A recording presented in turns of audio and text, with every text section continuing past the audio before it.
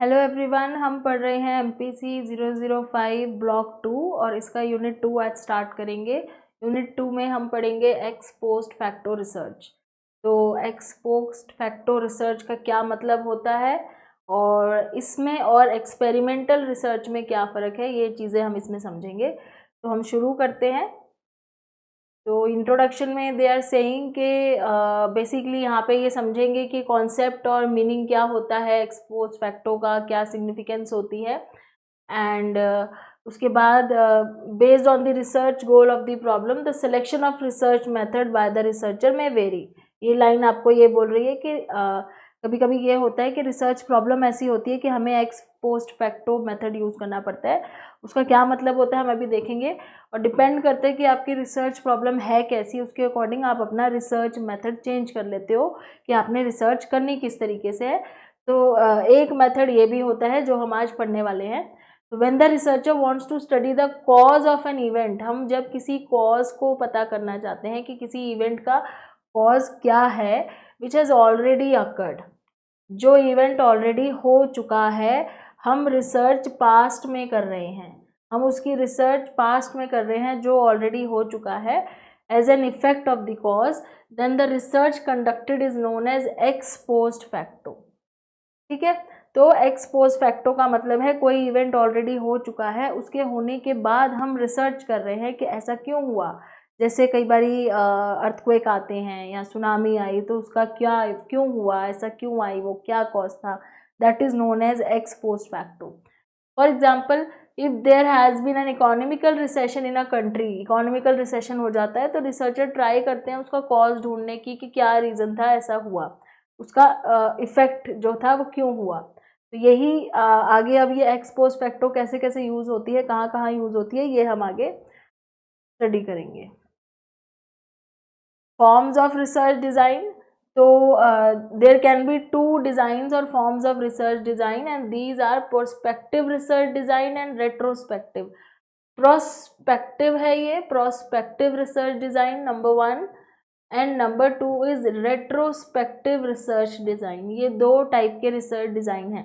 When the researcher tries to find out the future or potential result, अगर हम future की बात कर रहे हैं कि फ्यूचर में क्या हो सकता है, ठीक है, the effect after treating the independent variable or the cause, then the researcher is actually trying to examine the prospective or the future.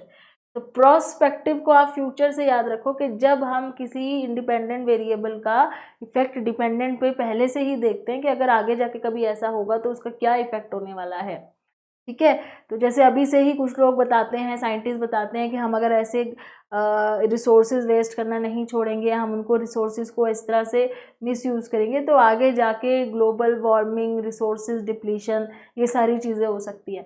तो ये इस तरह की रिसर्च को क्या बोलते हैं, प्रोस्पेक्टिव, फ्यूचर बता रहे हैं, फ्यूचर में क्या हो सकता है कि क्या कॉज है जिसकी वजह से ये इफेक्ट हो सकता है इन फ्यूचर।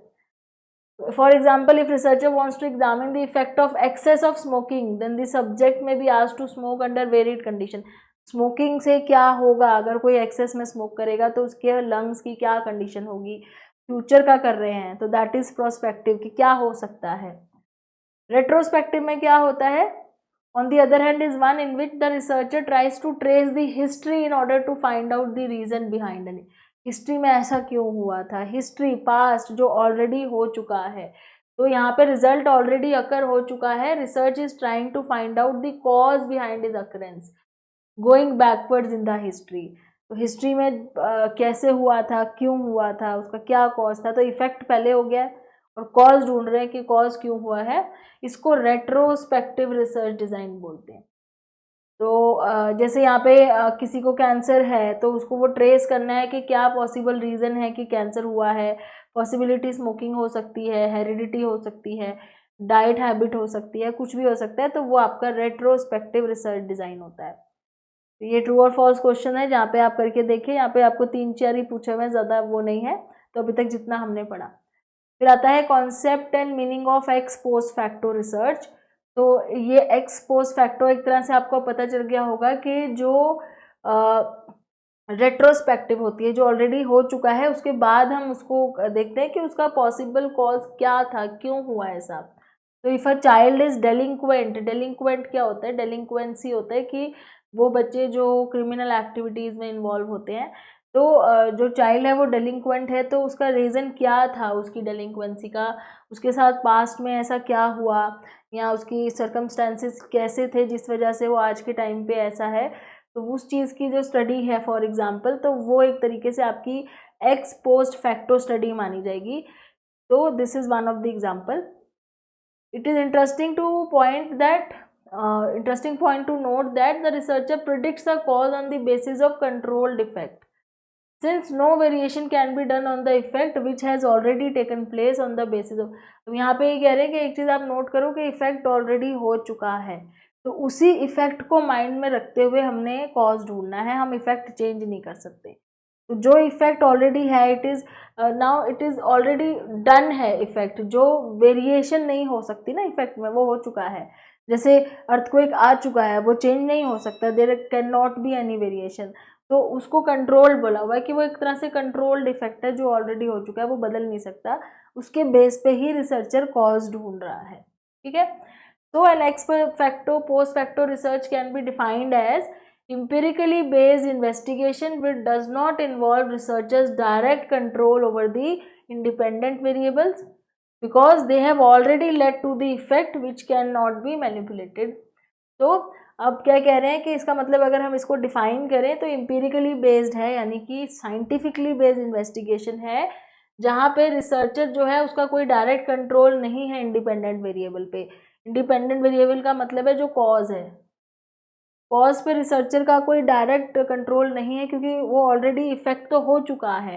अब वो कॉज को सिर्फ ढूंढ रहा है कि कॉज क्या था, वो कॉज को मैनिपुलेट नहीं कर पा रहा है, सिर्फ पता कर रहा है कि कॉज था क्या। ठीक है, तो the conclusion regarding the relation between variables are inferred without intervening और वेरिंग, मतलब इसमें कोई इंटरवीनिंग वेरिएबल नहीं है, कोई मैनिपुलेशन नहीं है, जस्ट आप कंक्लूजन निकाल देते हो कि इसका कॉज क्या था।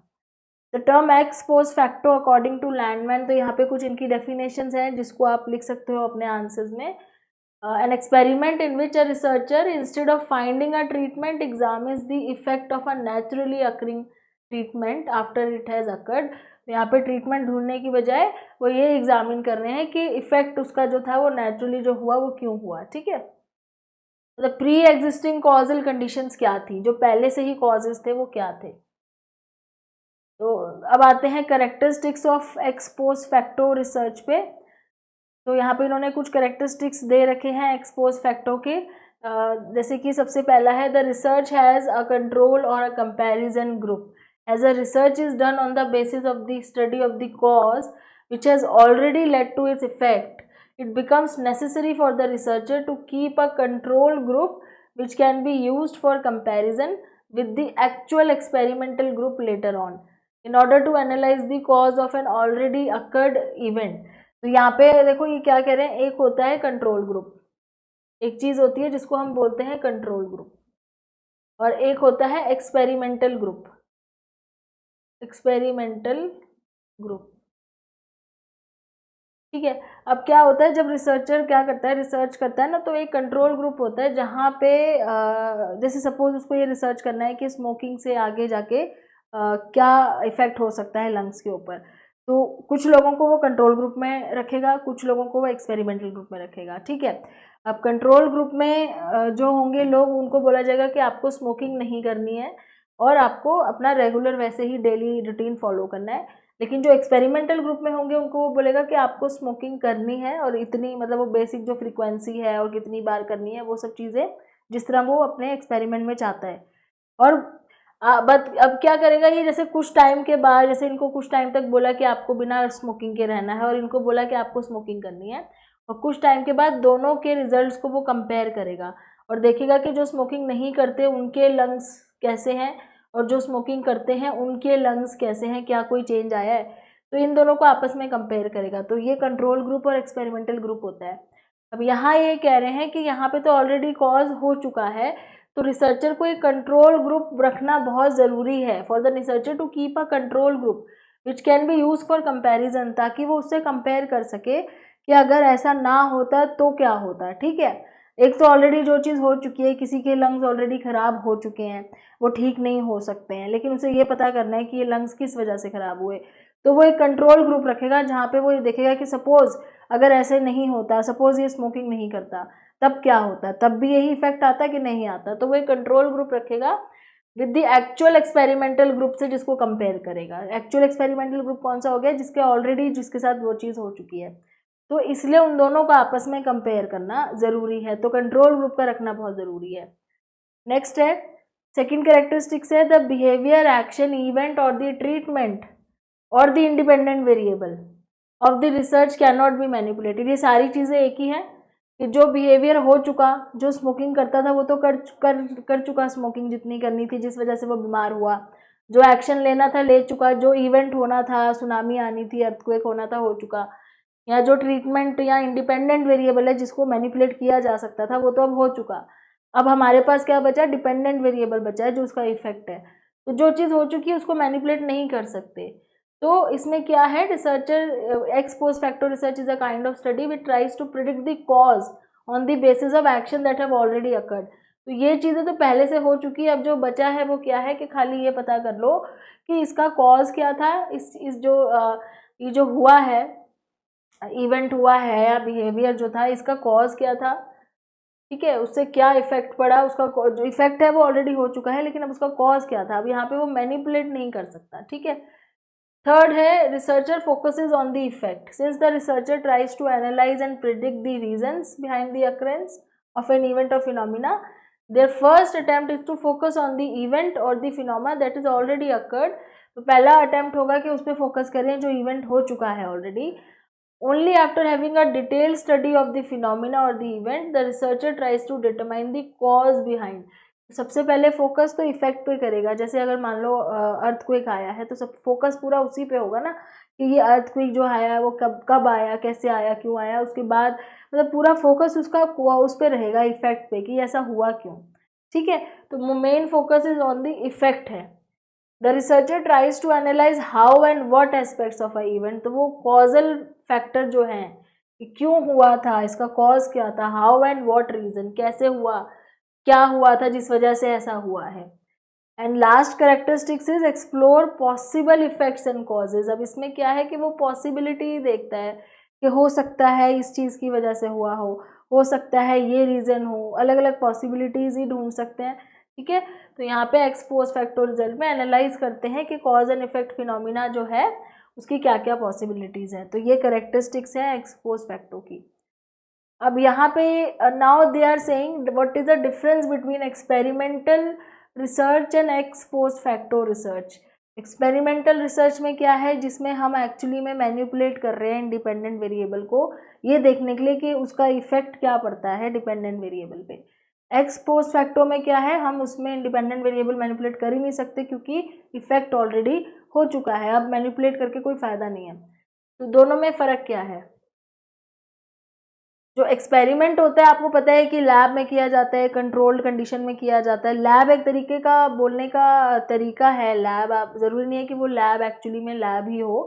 लैब कहने का मतलब है कि कंट्रोल्ड कंडीशंस होती हैं जिनमें हम एक्सपेरिमेंट करते हैं, वो रिसर्चर के कंट्रोल में होती है, एक्सपेरिमेंटर के कंट्रोल में होती है, ठीक है। एस पोस्ट फैक्टो में तो ऑलरेडी हो चुका है। तो कंट्रोल ओवर इंडिपेंडेंट वेरिएबल अगर देखें तो एक्सपेरिमेंटल में, in an experimental research the researcher can directly manipulate the independent variable. तो यहाँ पे ऑब्वियसली एक्सपेरिमेंटल में तो हम इंडिपेंडेंट वेरिएबल को डायरेक्टली मैनिपुलेट कर सकते हैं, जैसे स्मोकिंग वाले एग्जांपल में हम मैनिपुलेट कर सकते हैं कि अगर कम स्मोकिंग करता है तो कितना इफेक्ट आएगा, अगर दिन में मान लो वो दिन में 12 सिगरेट्स पी रहा है तो उसके लंग्स कितनी जल्दी ख़राब होंगे, अगर उसको हम कम करवा दे 12 की 6 करवा दे तो कितने दिन में लंग्स ख़राब होंगे। मैनिपुलेट कर रहा है ना, और इसे करते भी हैं रिसर्चर जो स्टडी करते हैं। जैसे स्टडी हैबिट्स पढ़ना है बच्चों की, तो जो बच्चे दिन में 10 घंटे पढ़ते हैं उनके क्या रिजल्ट आते हैं, फिर जो बच्चे 4 घंटे पढ़ते हैं, वो एक्सपेरिमेंट में कंट्रोल किया जा सकता है, ठीक है, इंडिपेंडेंट वेरिएबल को, तो देखने के लिए कि डिपेंडेंट पे उसका क्या इफेक्ट आएगा। एक्स पोस्ट फैक्टो में क्या है कि डायरेक्टली मैनिपुलेट करने का कोई फ़ायदा नहीं है क्योंकि ऑलरेडी इफेक्ट तो हो चुका। अब वो खाली वहाँ पे क्या कर रहा है, प्रिडिक्ट कर रहा है कि क्या कॉज हो सकता है, बस उसको अंदाज़ा लगाना है कि कॉज क्या हो सकता है यहाँ पे। तो एक तरीके से यहाँ एक्टिवली मैनिपुलेट कर रहा है, यहाँ पे वो मैनिपुलेट नहीं कर सकता।